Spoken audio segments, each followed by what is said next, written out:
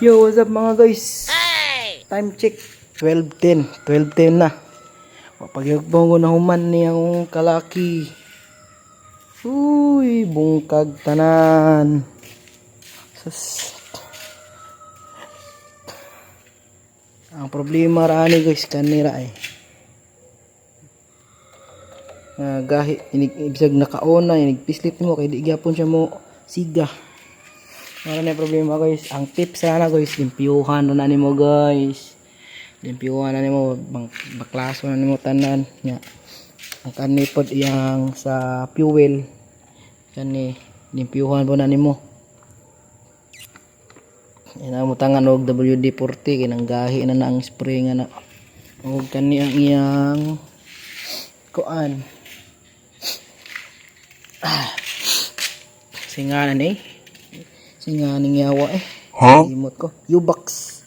Ablihanan siya up compartment. Ipihanan siya na nimo guys. Kung dili siya mapihit dire. Jahi kayo mapihit. Karon manan akong limpyo ang fuel. Ug sa compartment. Kani man na akong limpyo na bungkag na ako guys. So magbalik ta og pak. Balik ta sa mga cover. Ingani ganing pisik guys. Bungkag jud katanan. Basag na kay. Basag na kay kore-kore on bungkag gyud tanan guys.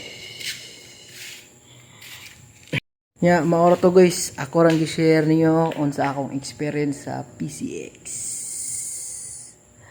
Shout out di ay ko sa mga PCX users dia.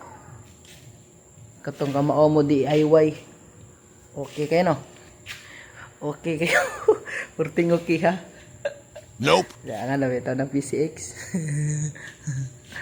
Mga na to guys. Pangatog na mo dia guys. Kaya ako, nagmatap ako.